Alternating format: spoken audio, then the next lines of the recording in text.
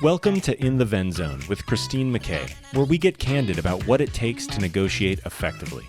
You'll learn from the challenges and successes of entrepreneurs, executives, and experts. We help you change the nature of your negotiations and get more from every deal you do. Welcome back, everyone. Thank you so much for joining us on In the Ven Zone, where we help you, the small business owner, figure out ways to level the playing field in all of your negotiations so that you are asking for more of what you want, and we are helping provide the tools and techniques to help you negotiate for it. And today, as I am always excited to have every one of my guests, I don't think I've ever started an episode without saying, I am so excited to have this person on the show. Actually, I am really excited to welcome Nicole Kalil to the show today. And I actually was just on Nicole's podcast early. We just recorded an episode for her podcast earlier this week. And what an incredible person she is. She talks about a subject that you guys have heard me talk about over and over and over again. When I talk about the fact that the hardest part of any negotiation is the negotiation we have between our ears. And Nicole is a specialist, an expert in how to build confidence. She worked in Fortune 500 company for a long time and was actually the chief development officer, the first woman to hold that position in her 160-year-old company. But since then, she left corporate America and decided to launch out on her own and start her own business. And she works as a consultant to Fortune 500 companies, as well as doing speaking. She is the host of This is Women's Work podcast. And today, she is a guest with us on In the Ven Zone. Nicole, thank you so much for joining us. We really appreciate you. It's absolutely my pleasure, Christine. Thank you so much for having me. Awesome. So tell us a little bit more before we kind of dive into some details. Tell us a little bit more about how you came to be doing the work that you're doing now and what brings you.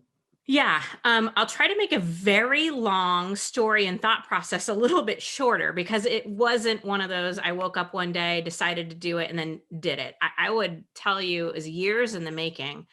But very specifically, 1 year from where I really had I'm going to do this. I really think I need to do this. I need to leave my steady, comfortable corporate job. And that is not to say that there weren't challenges or a ton of hard work or whatever, but it was challenges and hard work that I was used to. Mm-hmm. Yep. And of course, the steady compensation is nice. The healthcare, the benefits. Right. All the fun stuff. The vacation. Yeah, the things that you're like, do I really want to walk away from this?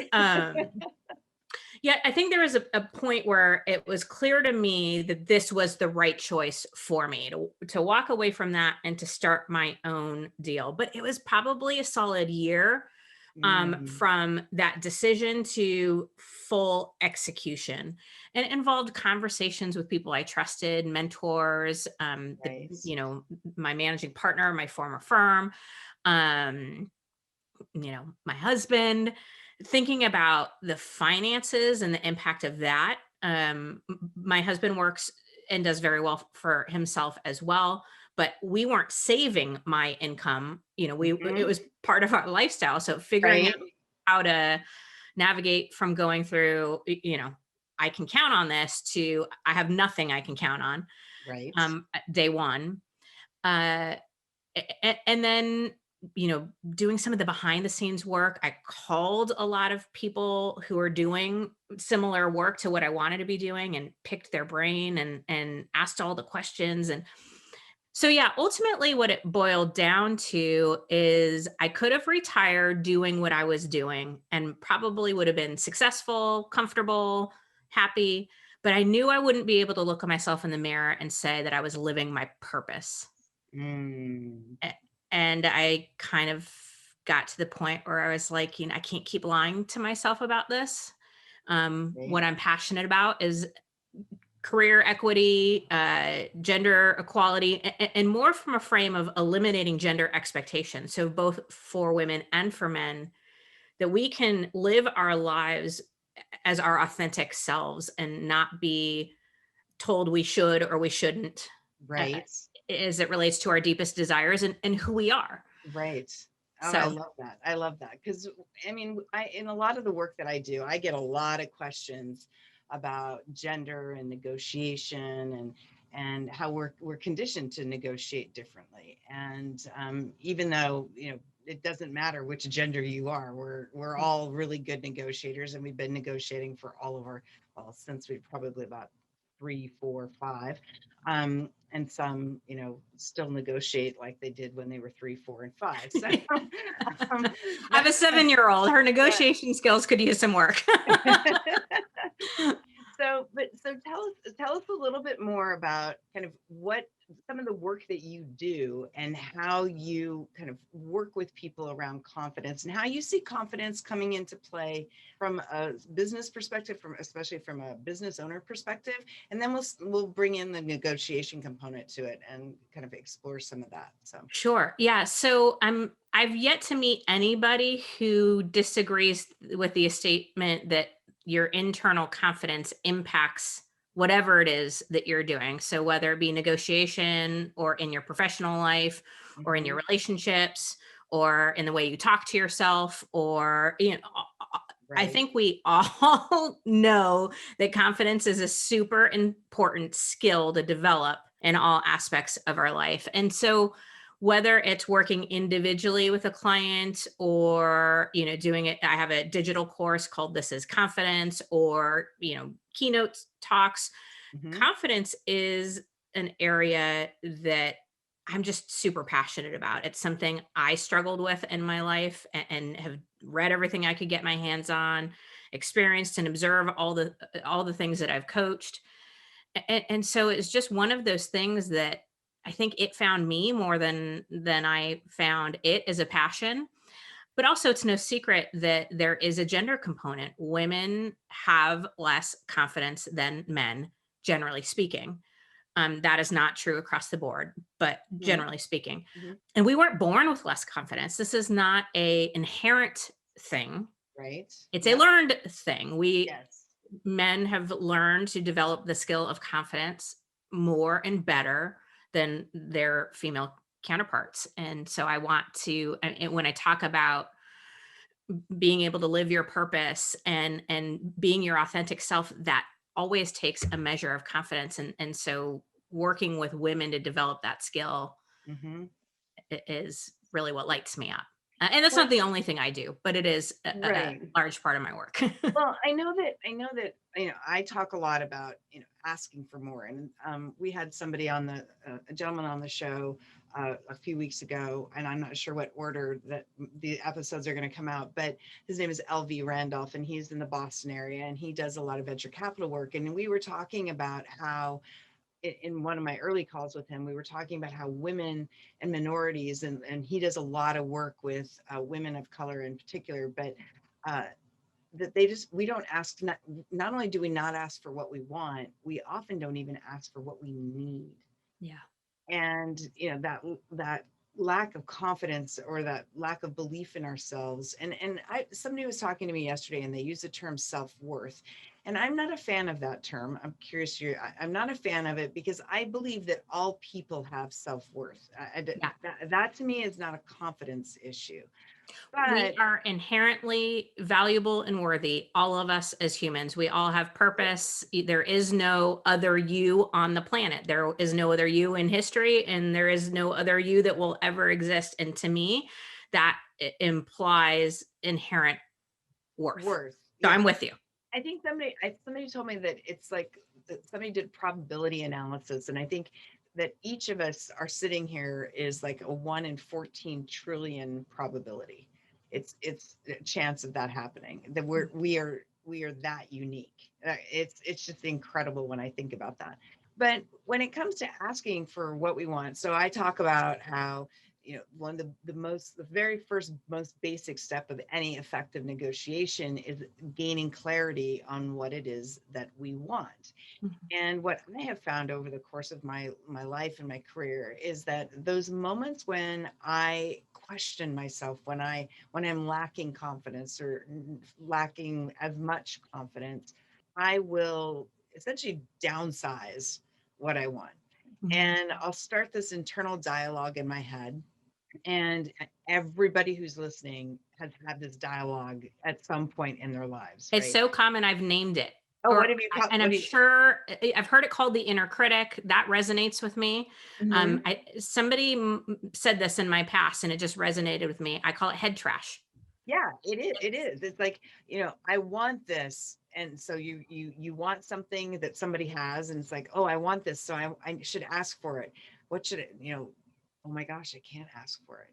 Right. Oh my God, what's that person going to think of me if I ask? And we start this junk in our head and we convince ourselves that either we shouldn't ask at all, or if we're selling a product or service, it's like, oh, well, I can't ask them for that much money. They won't pay me. They won't pay me that much. That's going to upset them. That's going to make them mad. They're going to go someplace else.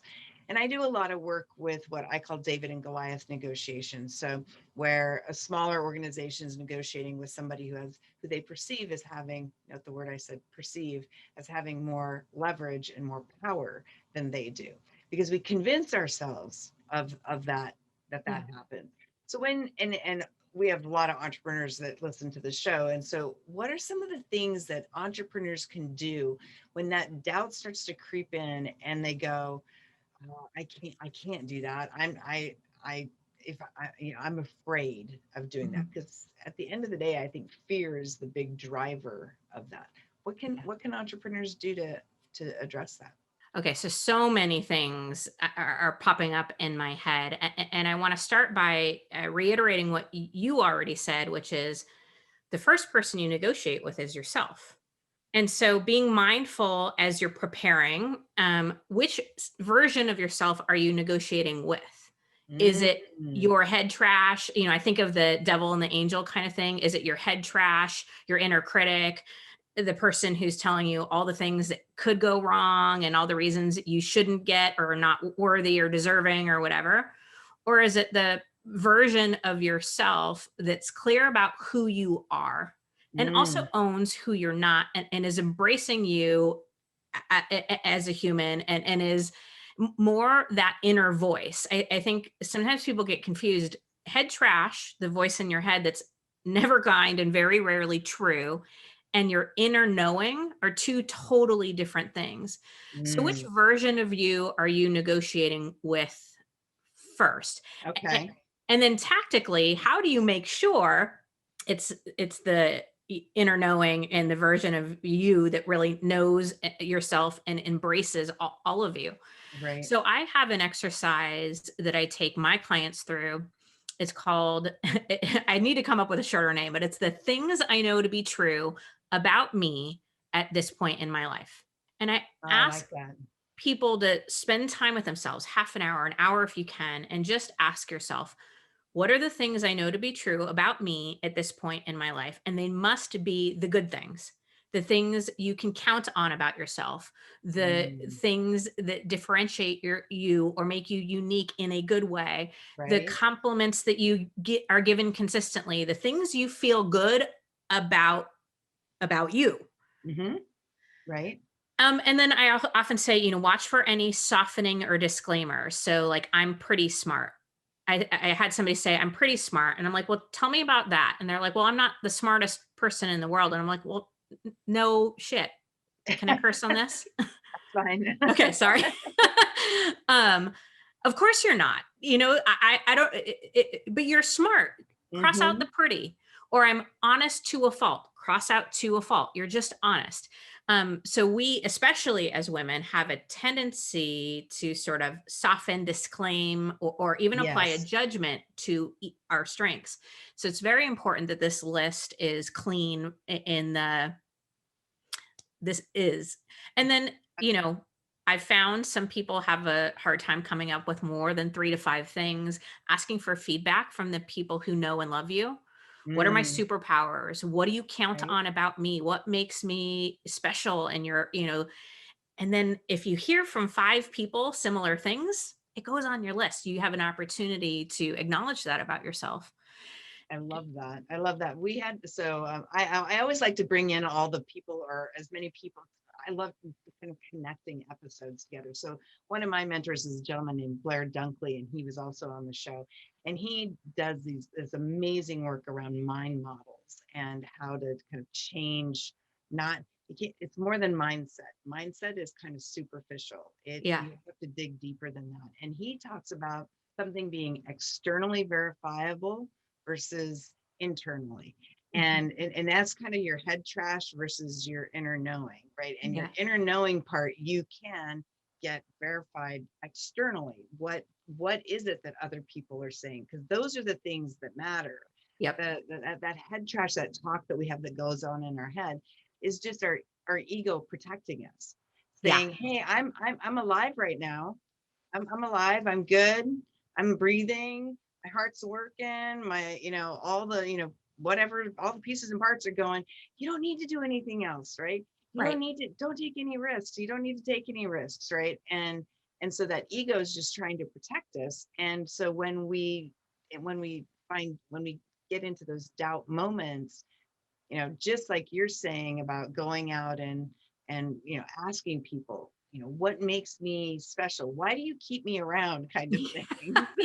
You can have all sorts of people in your life, but you picked me. So why have you picked me, right? Right. And get that external verification in order to help shore up your view of yourself. Yeah. I had a guest on one of my podcast episodes, Julie Gordon. She called it fact checking your feelings. And Mm, that resonated with me. And, getting that external, not validation, but information mhm. that sometimes we just don't see about ourselves or we don't acknowledge about ourselves can be super helpful. And then again, tactically, as you're about to go into a negotiation, or if you're in any place where you're feeling fear or doubt, Mhm. I pull out my own things I know to be true about me at this point in my life list and I read it. And so hopefully that puts me in the position where I'm negotiating with the best version of myself. Mm, right. And coming from a place of strength and connecting to my value and all of that, and I think that's incredible. Regardless of gender, an incredible Absolutely. come from. Yeah, absolutely. I mean, I think that, and somebody asked me kind of to talk about my clients and who my clients are. And I discovered, and it was not intentional, that all of my clients are minority or women-owned businesses. And then I thought about it and I was like, well, that makes sense because I'm all about leveling the playing field, right? And so a lot of people a lot of minorities and a lot of women feel that the cards are kind of stacked against them, and they find that they don't have confidence to ask for things. So I get a lot of clients who are just like, Christine, would you just do this negotiation for me because I can't deal with it. And so they kind of outsource their confidence to find somebody. They recognize it, but then they're like, okay, I need somebody else to step in because I don't know how to find the confidence in myself to do it for myself. Well, and there's a lot in that too, where I find a lot in this type of work, equity, gender. It's kind of messy work. There are two seemingly opposite things that can both be true. Mhm. So, as a minority owned woman business owner, you might feel the cards are stacked against you, and that's a valid feeling. Mhm. So to say it's just about confidence is unfair. But Right. to say that you don't need to work on your confidence because the stars cards are stacked against you doesn't help either. And so it's these two, I don't know, sometimes it feels conflicting, but they're both true. Or to your example, that you can be confident, but you can also leverage somebody else's confidence. And then Mhm. that's okay. So, you Yeah, know, I think speakers do that, right? So when you speak on an event, people who are professional speakers, and they speak at somebody's event, right? you get credibility from the host of the event, right? Totally. And so there's similarity to that. There are times when you need to lean in on somebody else's credibility to help boost your own credibility, and there's times when you can lean on somebody else's confidence to boost your own confidence. Yeah. I mean, much better than going the other direction. And actually, I'd love to hear your thoughts on, because I get a lot of people who are like, they're not surrounded by people who kind of have as much faith in them. And I actually have a saying that, somebody asked me once what really has helped contribute to my own success. And one of the biggest things is surrounding myself with people who believe in me more than I do Mm-hmm. at certain moments in time. Mm-hmm. Right. And so what are your thoughts on that? How do you, when you're surrounded by people who kind of tear you down and reinforce that negative talk that we Yeah. have in our heads, how do we deal with that?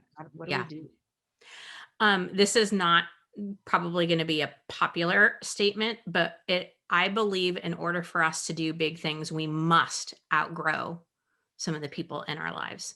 Mm, And if you're trying to go this way and somebody keeps pulling you down this way, mhm, then you have to decide what's more important, the goal mhm. or the person. And it's so much easier and so much more obvious from the outside looking in, right? Right. Because all the emotions and all of that aren't attached to it. But my personal opinion, I have a quote in my office. It's basically, to the effect of, you will have haters, you will have naysayers, you will have fear, you will have doubt, you'll have, but ultimately it's like, choose you over everything. Right. Right.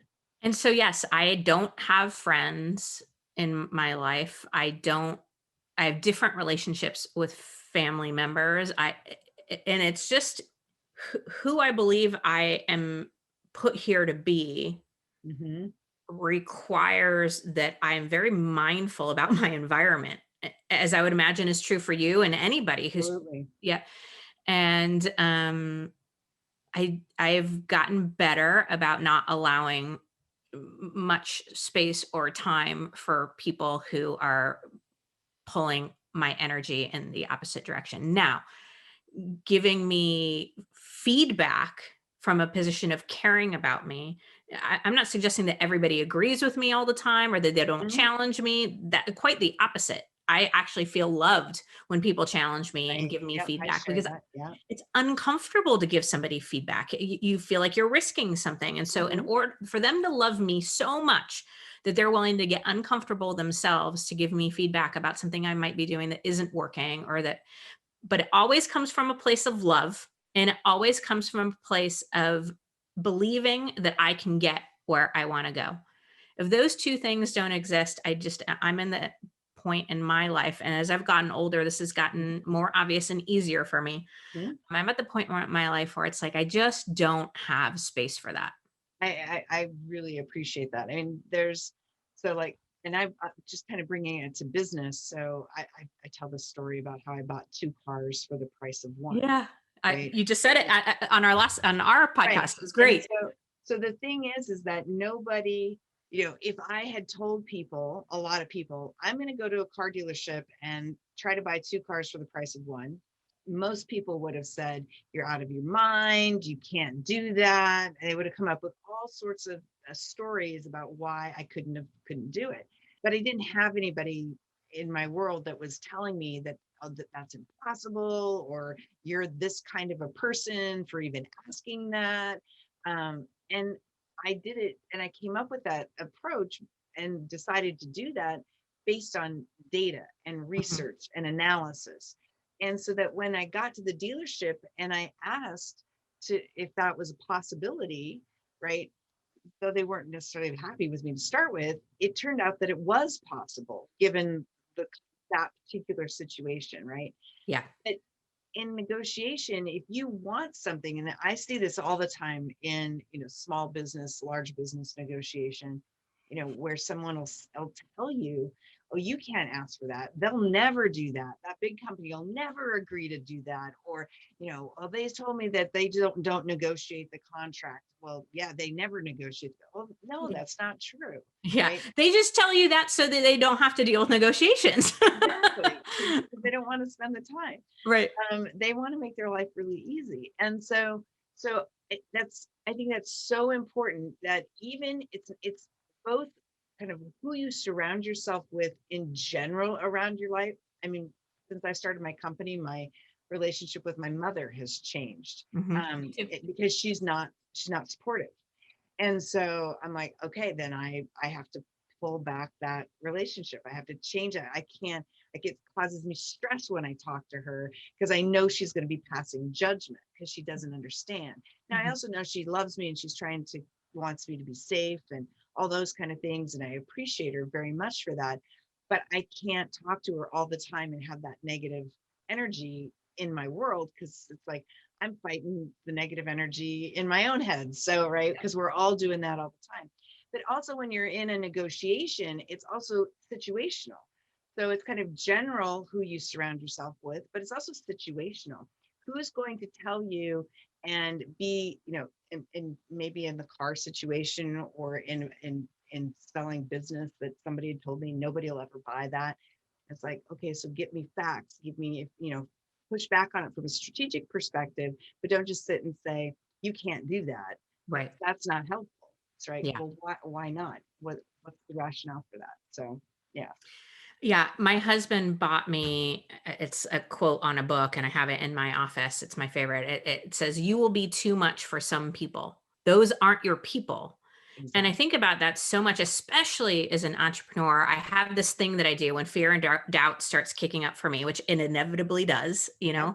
as much as I'm focused on confident. If anybody, by the way, tells you that they're confident in all aspects of their life at all times, they're full of it. Don't believe them about anything anymore, because that is, confidence is very much a journey, and there is an ebb and flow for all of us. Mm-hmm. So when fear and doubt kicks up for me, I kind of do this. I only need 0.01% of the population to like me, to care about what I do. Because if you do the math, the population of the United States is about 33 or 330 Mm-hmm. million people. If I got 1%, that'd be 33 million people. If each of those people only gave me $50, I'd be a billionaire. Right. If I 99.9% of the population doesn't need to get me. They don't need to like me. They don't need to believe me. They don't need to agree with me. They don't need to whatever. In order for me to be authentic and also to be successful, I only Mm-hmm. need to capture 0.01% of the population. I'm still a millionaire. Mm-hmm. And so like I have that thing that I do when somebody says no, or when I go into negotiation for a contract and they're asking for less than what I'm willing to do, and I have that, ooh, I shouldn't walk away from this. I should take it. It's better than nothing. Da, da, da. I do that sort of mental Mm. thing. I just did that recently with a client I did a lot of work with in 2020 and very much enjoyed working with them. But they wanted me to do something here in 2021 at 25% of what I typically charge for it. And I had to Mm. do and not from a bad place. I would love working with them and I enjoyed working with them, but I just had to do these aren't my people right now, or this isn't the Right. right situation for me right now. And I had to go through that in my brain. Well, so one of my favorite words, and especially in negotiation, and a word that a lot of people don't use effectively enough, especially women, is a really short little word. No. No, right? Yeah. And when my kids were little, I would say, is it the N, the O, or the combination of the two that you're struggling with? Yeah. Because no is no. But in negotiation, I often say this: acceptance sex does not apply to sex. No is no in sex. Yeah. Good. Yes. Good But distinction. but in pretty much everything else, no is an invitation to ask different questions, because no is a reaction and a response to the question that you are asking, right? And maybe there's a different way of solving the problem. Maybe there's a different solution. And maybe you just need to be more creative about how you're thinking about the problem and asking different questions in order to get to a different outcome. So Yep. acceptance X, no, is an invitation to ask different questions. Not I the love same, that. not the exact same question. Don't browbeat, but ask different questions. Yeah. This is somewhat related, but a different version of that is I often say to myself, no is my second favorite answer, Mm-hmm. right? I love the yeses. Like if I'm negotiating, but it's the maybes that kill me. Oh, It's the people that it was like dragging out for forever and you're wasting more time than the contract is worth trying to negotiate the contract. I don't like, or the follow up with me in 6 months. And it's like, that's the seventh time I've heard that. It's the maybes that kill me. No really is my second favorite answer because it's an answer. And I wouldn't take the first no, asking questions for sure. But it allows me to move on and find the yeses. So exactly. Yeah, exactly. Now, I want to ask you, so one of the things that I hear a lot of people talk about when it comes to building confidence is how taking action, immediate action, will help you build confidence, even the smallest thing. Can you talk about that? Because you hear lots of big name speakers talk about that, and then entrepreneurs will find themselves in a situation where they're lacking confidence, and they're going, yeah, but I'm taking action and it's not doing it. So what are your thoughts on that? Yeah. So, first, for the record, I agree completely. All of the research, all of the experience, all of the observation as it relates to my work with confidence, to me, I position it as the number one confidence builder. I think there are 5 key confidence builders. There are others, but those are the key ones, and action is number one. So I agree. And I don't always like that I agree, because sometimes it'd be nicer if it was, some other way to do it. But action is the key to building confidence.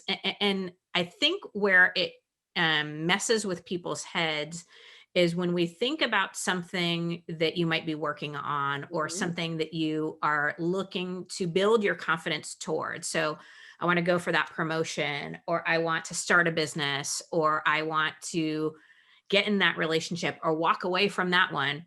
It's a very big thing. From wherever we're at to getting to that point seems like a big gap, right? So I often ask the question, how do you climb Mount Everest? Obviously, very big mountain.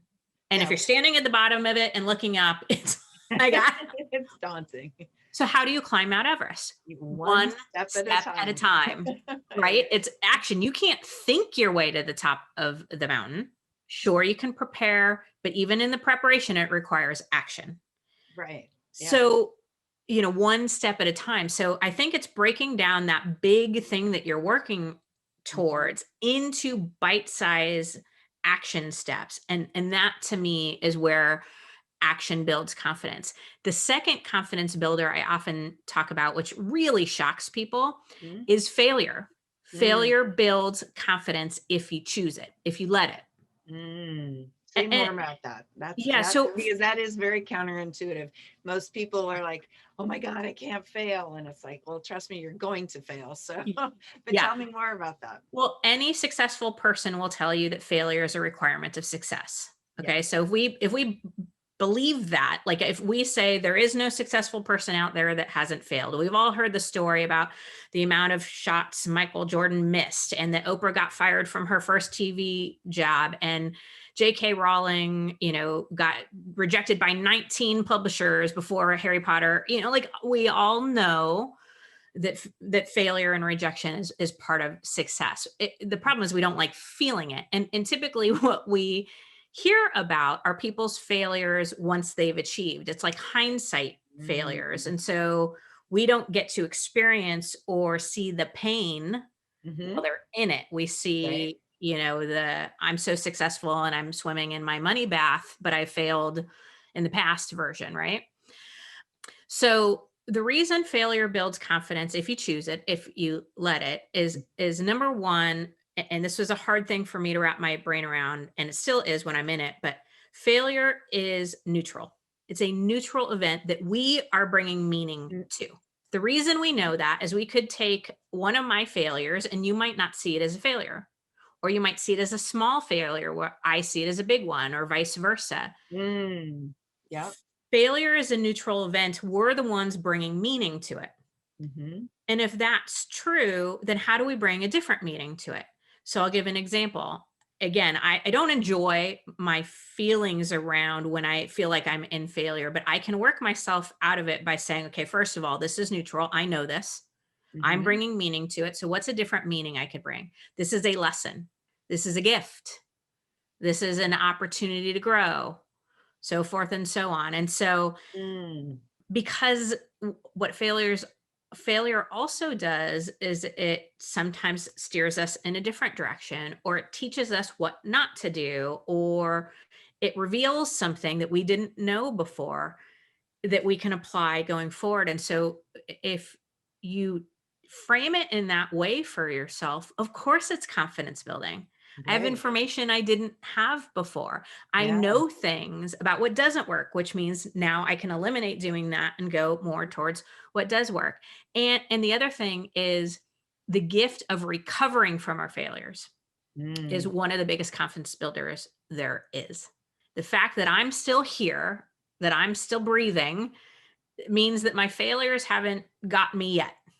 right. Right. And so there's that knowingness that I am able to recover Mm, that builds confidence. Not to get too far into it, but you hear a lot about younger, teenagers. The suicide rate is up. They don't have coping skills. There right. isn't that confidence that I can recover from this feeling or I can recover from this situation. And it's so, so, so important that we allow our children and ourselves to experience failures while Right. neutral, um, because it gives us the gift of learning that internal knowing that we can get on the other side of it and we can actually come out better. Right. And so That that's why I like that. action and even failure. And the other thing too is our failures, when we worry, when we think and we over process and think about what we're about to do, the worst case scenario we come up with in our brains is very rarely what actually happens. It's never worst case scenario, right? So even our failures, if we move into action, are very rarely as bad as we think that they are Mhm. when we don't. And then the last thing I want to share is typically one of the things that gets in the way of action as it relates to confidence is overthinking. Mm, yes. Um, Right. and inevitably the problem is that overthinking leads to inaction, which is why overthinking is a big confidence derailer. It actually chips away at confidence. Mm, Um, and inaction ultimately leads to regrets. got it. Talk to any successful person about their biggest regrets. Talk to somebody later in life as they look back and ask them what their biggest regrets are. More often than not, you're going to hear about the things they didn't do, the risks they didn't take, the dreams they didn't chase, the conversations they didn't have, the forgiveness they didn't ask for, the forgiveness they didn't give. It's the stuff we Mm, don't do that right. typically creates the greatest regret, which is, again, another reason why action builds confidence because it's the things that we do. And I had not ever thought of that, but that makes so much sense to me. I really like that. And I think that it gives us a different way. It gives all of the listeners and myself, because when we sat down, when Nicole and I sat down, just because I like to be transparent, I actually said to her that I need this topic today. Right. Today's been it's been a weird week. So it's like I need this topic today. So I'm being very selfish in the questions I'm asking. And I know that somebody else listening right now needs to hear the same things that I need to hear today. Yeah. So I really appreciate that. And I hadn't thought about that. But yes, I mean, Megan Gardner was a guest on the show, and she actually does hospice work. She was on the show because she actually has a company called Guard Up that does live action role playing for kids. Okay. and for companies. She's got some great stuff that she's doing, but she's also heavily involved in hospice work. And she said something similar, and she and I are good friends, and we've talked many times about kind of in her hospice work, the things that she has learned is exactly what you just said. People don't go to, they rarely go to, go to their grave regretting with the things that they've done, though there are some cases, but Sure. a lot of times it's more about what they didn't do, the chance that they didn't take on themselves, Hmm. and wish that they did. Yeah. And I think that that is really important. And when it comes to negotiation, that's huge, because if you aren't willing to take that risk on you, why is your counterpart going to do it either? Yeah. Right? If Also on that, that's just key. sorry, real quickly, you'd said Mhm. this earlier and it reminded me, a former colleague of mine used to say, and I learned this from her and I'm forever grateful. The answer is always no unless you ask anyway. Right? So if you don't even ask, if you don't go, you're not getting a no, you're creating a no for yourself.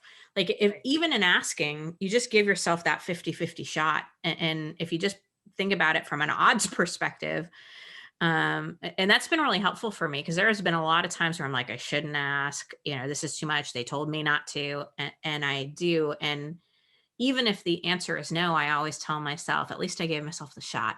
Right, exactly. And I mean, one of the things that popped into my head as you were talking about failure, and how it actually is a confidence builder, one of the things it can do is clear the deck for better opportunities, right? 100%. Because you may be focusing on something that's not the right thing to focus. Maybe your head is telling you something, but even like, I was talking to somebody, and she was showing me something. She goes, well, what do you think about this? And I said, well, the fact that you're asking me tells me what you think about it. Yeah. Right. Because, and she's like, damn it. She's like, it was something that she didn't like, that she didn't want to do. And I'm like, well, you're looking for an external validation on something that you already internally know what's the right thing to do. Yeah. And she's like, damn it. Well, I also think too, it's funny who you ask is a good indication of what you're looking for, right? So, like Mm, when sometimes people come to me or coaching clients and they'll, be thinking about something, I'm like, the fact that you're asking me, that you came to me to ask, makes it very clear what you're trying to accomplish. You want to do this thing. You're looking for support to get you into action or to get you to take that risk mm. because you wouldn't be asking me if you wanted to play it safe. That's interesting, because if I that's actually really interesting, because like I said, my mom is not hugely supportive of my business. And so if I want to know, then I'm more inclined to ask her versus my husband, who's Sure. incredibly supportive, and he's almost always going to say, yes, do what you need to do. And Yeah. so that's actually really interesting. I mean, just breaking that down into a simplistic kind of, who do you look to, um, when you're looking for that validation and encouragement to move forward, or that honest feedback that says, no, I don't think this is the right thing. But that you're going to get that honest feedback from that person, because I Yeah. think that that's really important. And in negotiation, right? As small business owners, we're often in a negotiation by ourselves, or with maybe one or two other people. But in a big company, that a simple negotiation, right? Something simple, which in like big company procurement terms, 3 bids and a buy. I need to go buy something. I'm calling up 3 companies. Who's got the best price, or who do I have the best relationship with? But even that is not a sole individual's decision, Yeah. right? Yeah. They are always asking and getting feedback from within the organization to get to that outcome. And as small business owners, if you're the owner, you're it, right? The Oh buck yeah. stops with you, right? And so how do you create that opportunity to have others that you can kind of bounce things off of and get ideas, and test your negotiation, test the strategy that you're taking, test whether the contract that company is providing you is the right one or Yeah. not, because you need that. You absolutely need that. One, because you are going to doubt yourself. you're going to either doubt yourself and put a deal in jeopardy because of that doubt, or you're going to blindly go do something, and that over exuberance could cause you the same Sure. issue. Because so talk a little bit about, actually, this is interesting, confidence versus hubris, right? So there's a point of confidence, and then there's a point of hubris, Yeah. where ego comes in, and it's the exact opposite of a lack of confidence. Yeah. I think Maybe. this happens with a lot of things, but confidence for sure, where there are a lot of words that people kind of now shove together to mean the same thing, but they don't mean the same thing at all. So if I had people ask the opposite, how can you be confident and be humble? Mm-hmm. And okay, so I think these are all very different things. Hubris, arrogance, ego. That is not confidence. In fact, more often than not, that's a demonstration of insecurity. It's Yep. just a demonstration that we're not as familiar with when we associate with the word insecurity. Mm-hmm. And just, like humble, I think you can absolutely be confident and be humble. In fact, I would imagine those go more hand in hand than confident and arrogant or anything like that. Confidence, in my definition, is an internal thing. It's an inside out. And I think a lot of times we have confused confidence as an outside in. Yes, yes. We think because certain things make us feel confident temporarily, like validation, compliments, social media, getting enough likes or comments, promotions, compensation. We think if we get this, then we'll feel confident. If we make $1 million, then we'll feel confident. If we get this client, then we'll feel confident. And I'm not suggesting that those things don't make you feel confident. They can, but it's a temporary feeling. And then if that's what you're using to define confidence, you're going to go chasing more of that. And then you end up running around being an absolute junkie for validation, compliments, achievement, whatever it might be. So confidence for me is a very much an inside out thing. And because of that, I've experienced that arrogance is loud, confidence is quiet. And I don't mean that you can't, speak loudly or that you can't stand up for yourself or whatever. Right. But confident people don't run around showing and telling you they're confident. That's a proving thing. That's how hubris plays out. Right. Yeah. And again, that more comes from insecurities, and typically that confidence being an outside, like, let me tell you and show you all the great things and prove to you how awesome I am. That's not, I mean, if you think about it logically from the outside looking in, that doesn't even sound like confidence, let alone look like it. Right. Exactly. Exactly. Wow, this is awesome. This is really good stuff. I mean, I get so passionate about helping people ask for more of what they want. And, to do that, you have to have clarity in what it is you want. And then you have to have the confidence to ask for it. And confidence comes from having clarity. When you'll never be certain about anything. There's no such thing as certainty. No. And if 2020 didn't prove that to you, I don't know what. It's the year of the pivot. I mean, I've pivoted more times in 2020 than I don't know. It's Oh my goodness. Oh my goodness. And I actually am grateful to 2020. Me too. For reinforcing that, for reminding me that there is nothing in life that is certain, but I can have clarity. And when I have clarity, when I am clear on what I want out of a situation, out of a negotiation, I can stand in that clarity, and it gives me power and strength in order to be able to ask and then take action and move forward. So what you're saying really aligns with my definition of confidence. I no longer remember what Webster's says confidence is. My definition of confidence is this: when you know who you are, you own who you're not, and you choose to embrace all of it. Mm. So I think that connecting with that version of yourself, building that level of confidence when you go into negotiation, knowing who you are, and the implications there are what you bring to the table, your value, what makes you unique and special, what makes you irreplaceable, but Mhm. also owning who you're not, right? Right. So, not, being silly about that you're perfect or that you have it all, Right. and then choosing to embrace all of it. And then, the way to demonstrate confidence is action. So you got to ask. Right. I love that. Yes.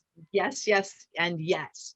So how do people find you? And I know that you have a gift for our listeners too. So which I'll put all of this in the show notes for everybody so they can see it. But tell us how we find you.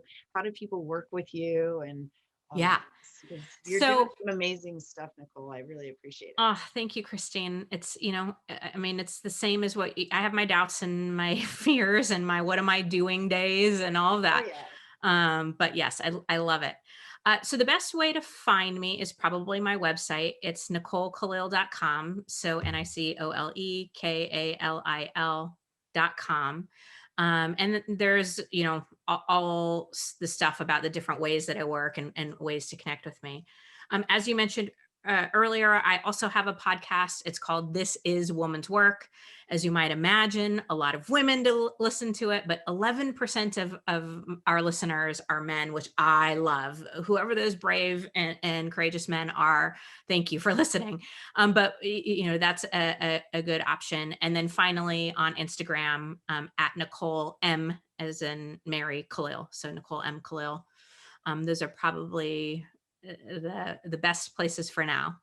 Fantastic. And you have a confidence course. I That, do. yes. Thank you And for. yeah. Sometimes I forget. The self-promotion thing is a thing I get to work on. Yes, I have developed a digital course that's called This Is Confidence, and it walks you through the 5 confidence builders, 2 of which we talked about today, the Mhm. 5 confidence derailers, 1 of which we talked about today, the Right. overthinking. It also helps you to create the things I know to be true about me list and walks you through an exercise to help on those tough and challenging days, reconnect with your confidence quickly. And there's actually 2 options. You can take the course as a self-paced, or you can actually take it facilitated by me as a group. So Oh, we're really that's excited about awesome. And it. and I think that so and Nikki had who's who works with Nicole had said that for the audience, if you are interested in taking Nicole's course, you can actually get $100 off of that for listening, and it's a gift from Nicole to you, and you just use promo code 100 off confidence course. So that'll be in the show notes as well. So I hope this has been a good experience for you. I hope For you me, oh my gosh, enjoyed, this is yes, I awesome. hope you enjoyed being on the show. It's been a great honor to have you here. I really appreciate it. So thank Thank you you for very much. inviting me. I could talk with you all day long. So this has been awesome. Thank you. Very good. Awesome. So, and to everybody who's listening, thank you so much. And stay tuned. We'll have more episodes of In the Ven Zone coming your way, where we are really focused on helping you, the small business owner, level the playing field, ask for more of what you want and get it. In fact, I was pulling up a quick quote by one of my favorite authors on the planet, Maya Angelou. Ask for what you want and be prepared to get it. So take that into your next negotiation. Thank you for joining us, and we will see you next time on In the Ven Zone. Have a great day. Thank you for joining us for this episode of In the Ven Zone with Christine McKay. We invite you to visit our website at www.ven.zone to access the show notes and other helpful resources. Empower the negotiator in you and successfully level the playing field. Join us again next time here on In the Ven Zone.